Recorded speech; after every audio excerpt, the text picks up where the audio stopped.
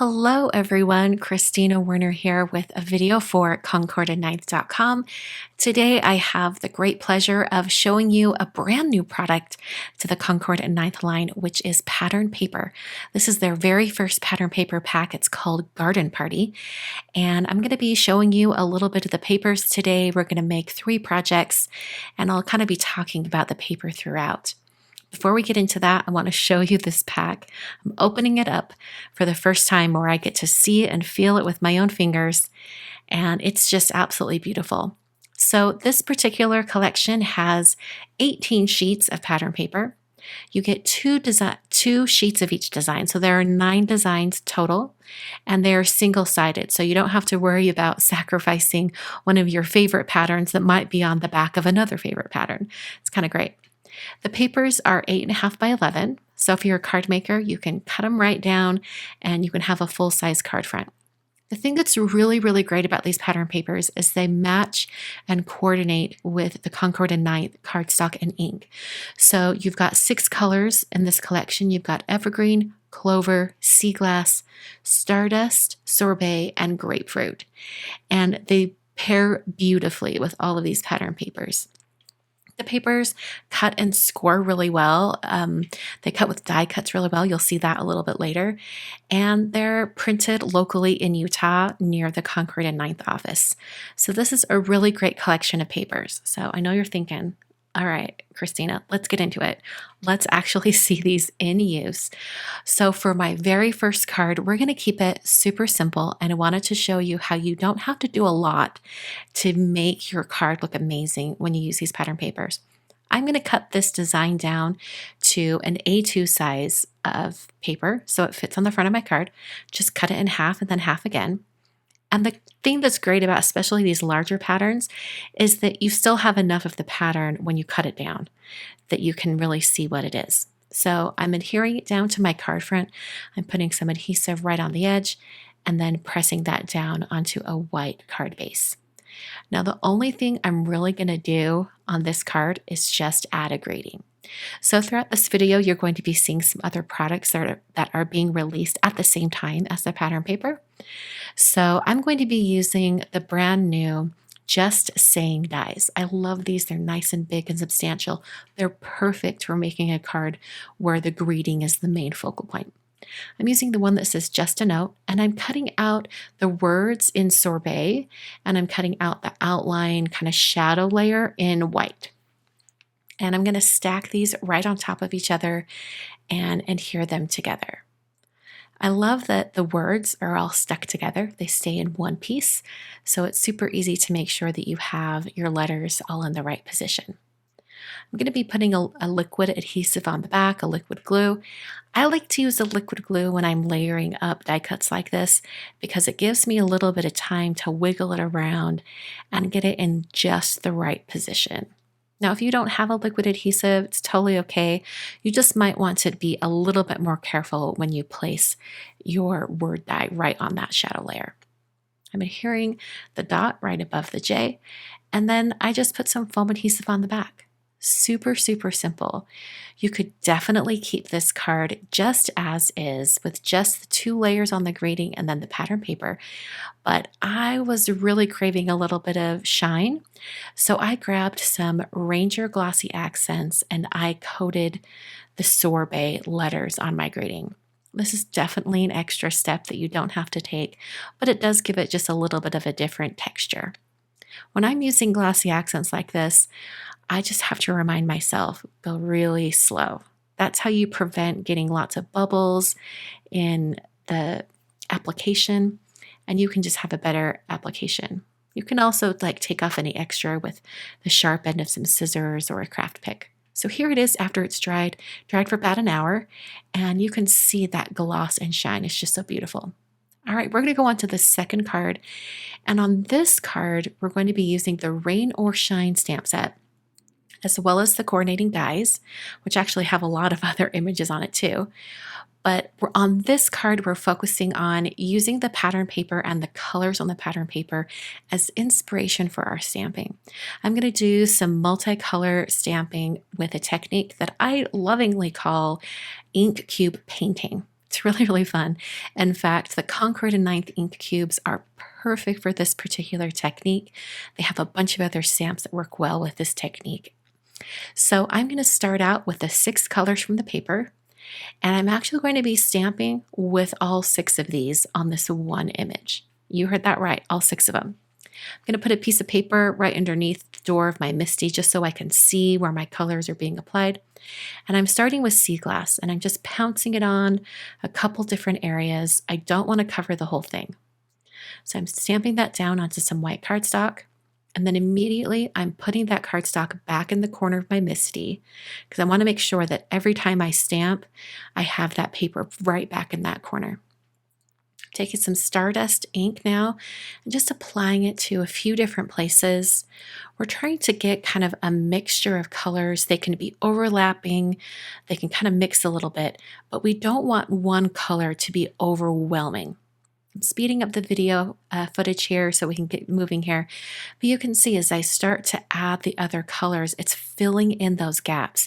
And then you can start to read the greeting on the inside of the umbrella. Such a fun way to use this kind of solid umbrella stamp with the words on it. So I'm coming back, I'm adding some more of the dark green. This is, I think this is Clover at this point. So I'm adding the Clover on, and then we're going to be going in with Evergreen. Or actually, that was Evergreen. Now we're going back to Clover. I'm just making sure I fill in all those gaps around the letters. So here's our very last stamp. And we have this really eclectic, colorful image using the colors from the pattern paper. Now, because I use the same ink colors, it's going to match any pattern paper I use, which is brilliant. So now I'm going to break out the dies. I'm going to use that coordinating shape that goes right over that umbrella. And I'm also going to die cut out and like the handle for the umbrella. I stamped one and I thought I was going to use that one, but then I decided to go ahead and just cut out the umbrella handle out of some Sorbet cardstock. There are also these other little elements in the die set to decorate your umbrella. This particular piece here adds like a trim on the bottom of the umbrella. You can put it on the front of the umbrella so it has a full edge, or like I'm going to be showing you here, I'm applying this on the back of the umbrella, and it's going to just have those little pom-poms on the tips of the umbrella. Super fun. This is definitely not a rain umbrella. This is a sun umbrella because sunny days are ahead. So I'm adhering that on with a little bit of that glue, and now we have those cute little pom-poms on the bottom. To finish off the umbrella, I put adhesive on the front of that handle, and then I'll just place the umbrella on top and kind of hold it with my fingers together until it's nice and adhered and strong. So like I said, this matches the pattern paper that I use as inspiration. So I'm going to use a sheet of this sea glass pattern, and I'm putting it directly down onto a white card base. And then I'm simply going to put some foam adhesive on the back of my umbrella and adhere that right in the center of the card. So at this point, I thought my card was finished. I thought, oh, that's super cute. But you know what? There are little tiny heart dies in that die set. So I thought I would go ahead and cut out some more Sorbet hearts. So I cut out each heart twice, and then I adhered them directly onto my card. I had some on the umbrella and some beneath the umbrella, and that just brings in a little bit more of that color. So super simple card, but a really, really fun technique with all those inks that coordinate with the pattern paper. I also decided to coat the hearts in that same glossy accents, just because I can't help myself. I really wanted some shine on this. So we're going to add that shine, and then I set it aside to dry. Make sure you lay it flat to dry as well. So here it is after it's dry. Those colors really, really pop. Okay, for this last card for the video, I'm really going to be playing with the pattern paper a ton. In this release, Concord and Ninth has 3 different quilt top dies. There's Chevron, Geometric, and Pinwheel. I'm going to be using the Geometric quilt top dies today, just because I thought it looked really, really fun and I can get some different shapes. So I'm going to be cutting out a bunch of pattern paper to be used on this Geometric quilt die, or I should say quilt top die. And the thing that's brilliant about these is that you get all of the little pieces to, customize your quilt, but you also have the base layer of the quilt that's going to serve as a guide so that you can adhere all of your little tiny bits of paper in the correct spots. Now you can get super creative and make your own patterns, but for this video and for this card, I thought I would show you how it was intended. So I'm going to cut out a bunch of different pattern papers. I think I selected 4 or 5 patterns, and I just cut all of the small pieces using all of the patterns. I also grabbed a couple of pieces of solid cardstock. I thought I might use both, but I actually ended up only using some of that sorbet color. So here I wanted to show you that you can move these around on your pattern to make sure that you get different areas. I wanted to make sure I got those big flowers, so that's why I kind of had my dies kind of skewed and in a creative formation on this pattern paper. So I did use the sorbet, like I said here, so I'll cut those out and set those aside. And then you can just have fun and start assembling. So when I put together patterns like this, whether I'm paper piecing or even when I've done a quilt, yes, I have made an actual quilt in the past. It's been a long time, but I have made one. I like to make sure that I don't have any of the same pattern side by side or too much of one color in one area. So I'm really making sure that I'm selecting different colors from this pattern paper to fill in the different areas.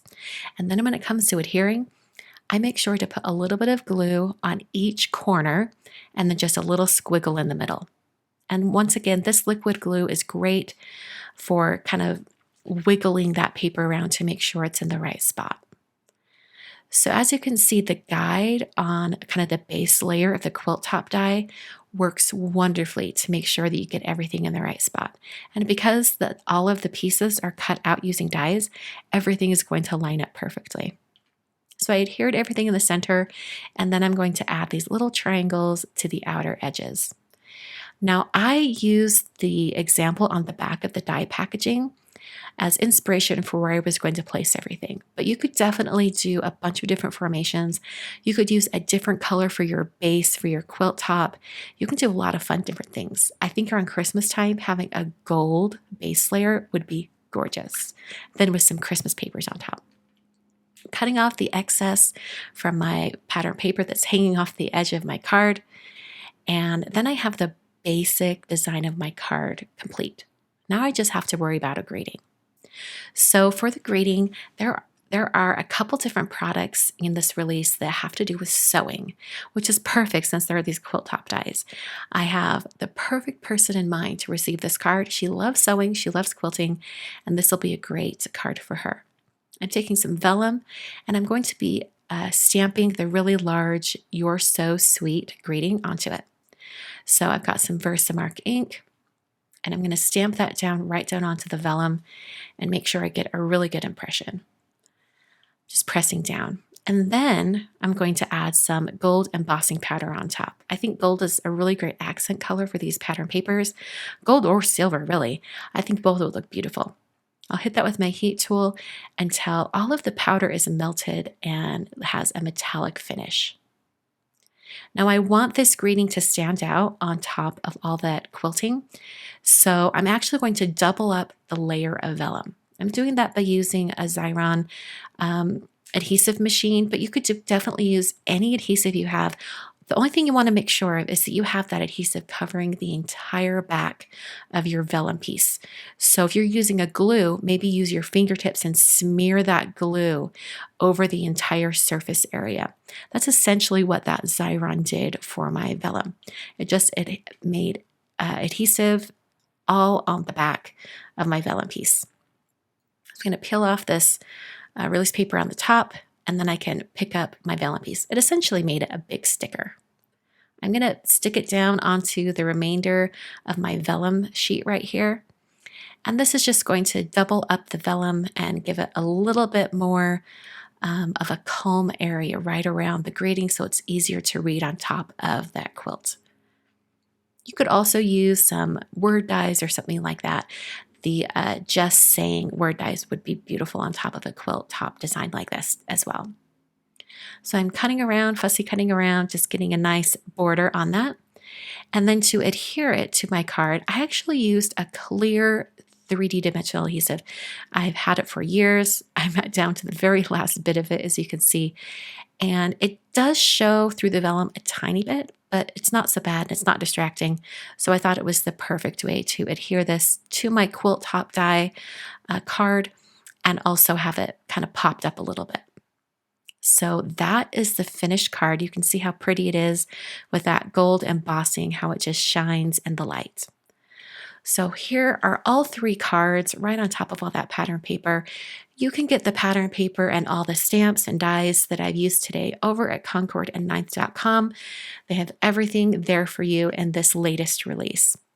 Thanks so much for watching. I hope you check out the pattern paper and use it with your inks and your cardstocks. It goes together so well. Thanks for watching, and I'll catch you guys in another video very soon.